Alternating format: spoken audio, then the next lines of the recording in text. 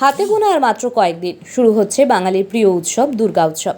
জাতি ধর্ম নির্বিশেষে সকল বাঙালি মেতে ওঠেন এই উৎসবে। দুর্গাপূজার অন্যতম অঙ্গ হল কুমারী পূজা। রাজ্যের বেলুড় মঠ সহ অন্যান্য রামকৃষ্ণ মঠগুলিতে মহাষ্টমী তিথিতে কুমারী পুজো হয়ে থাকে। প্রচলিত কাহিনী অনুসারে একসময় কোলাসুর নামে এক অসুর স্বর্গ মর্ত ও পাতাল দখল করে। সেই সময় বিপন্ন দেবতারা মহাকালী শরণাপন্ন হন। এরপর মহাকালী কুমারীর রূপ ধারণ করে কোলাসুরকে বধ করেন। তখন থেকেই কুমারী পুজোর প্রচলন। তবে এই পুজোকে কেন্দ্র করে আরও নানান কাহিনী প্রচলিত রয়েছে। তবে 1901 সালে স্বামী বিবেকানন্দ দুর্গাপূজার অষ্টমী তিথিতে বেলুড় মঠে 9 জন কুমারীকে পুজো করেন। আর তখন থেকেই বেলুড় মঠে মহা ধুমধামের সঙ্গে কুমারী পুজো হয়ে আসছে। 1 বছর থেকে 16 বছর বয়স পর্যন্ত ঋতুমতী না হওয়া বালিকাদের কুমারী রূপে পুজো করা হয়ে থাকে। এই পুজোর সময় কুমারীর পায়ে পদ্ম অর্পণ করে মা দুর্গাকেও বন্দনা করা হয়।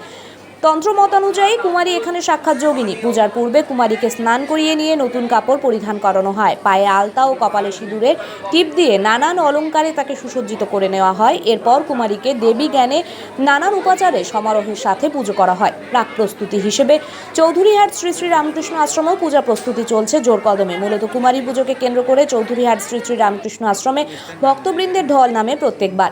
এবারেও তার ব্যতিক্রম হবে না বলেন আশ্রম কর্তৃপক্ষ। দিনহাটা মহকুমার সীমান্তবর্তী গ্রাম চৌধুরীহাট, বাংলাদেশ বর্ডার লাগোয়া এই গ্রামের চৌধুরীহাট বাজারের পাশেই অবস্থিত শ্রী শ্রী রামকৃষ্ণ আশ্রম। মহাষ্টমী তিথিতে সকাল 9:30টায় এবারে কুমারী পুজো শুরু হবে বলে জানান আশ্রমের মহারাজ স্বামী শিবানন্দ। সেই সাথে পার্শ্ববর্তী বিদ্যালয়ের মাঠে ভক্তবৃন্দদের প্রসাদ বিতরণ করা হবে বলে জানান তিনি। প্রসঙ্গত, প্রত্যেকবারের মতন এবারের মহালয়ার শুভ লগ্নে আশ্রমের পক্ষ থেকে দরিদ্র নারায়ণদের হাতে নতুন বস্ত্র তুলে দেওয়া হয়।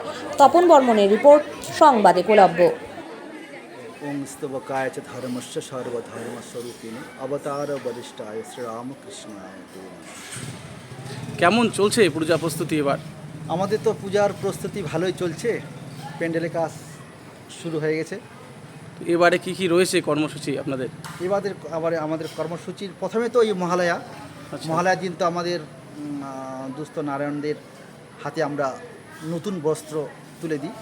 প্রায় সংখ্যা এবার দাঁড়িয়েছে 400-র মতো 400 শাড়ি। তারপরে এই যে সপ্তমী অষ্টমীর যে তিথিগুলোতে হ্যাঁ, সপ্তমী, ষষ্ঠী, পঞ্চমী থেকে শুরু করে পূজা শুরু হলো আমাদের। পঞ্চমী, ষষ্ঠী, সপ্তমী, অষ্টমী দিন তো আমাদের কুমারী পূজা বিশেষ আকর্ষণীয়।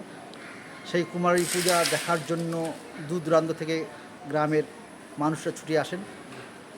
ভক্ত সমাগম প্রচুর হয়।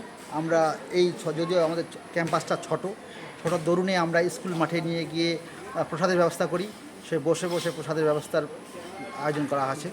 কুমারী পূজা কটা নাগাদ? কুমারী পূজা অষ্টমীর দিন 9:30টায় আমাদের 9:30টায় হচ্ছে পূজা, কুমারী পূজা শুরু হয়।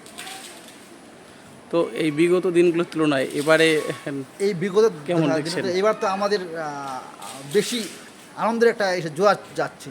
আচ্ছা, জোয়ার চলছে আনন্দের। তো এইবার আমাদের ভক্ত সংখ্যাটাও বেশি, এটা আমরা অনুভব করছি। আমি সবার কাছে সকল ভক্তবৃন্দের কাছে আমি নিমন্ত্রণ জানাই যেন সবাই যেন এখানে এসে প্রসাদ গ্রহণ করতে পারে। আর আমরা যেন সবার হাতে যেন কিছু প্রসাদ তুলে দিতে পারি। কি নাম মহারাজি? স্বামী শিবানন্দ, এই আশ্রমের সম্পাদক পদে আছে। ধন্যবাদ।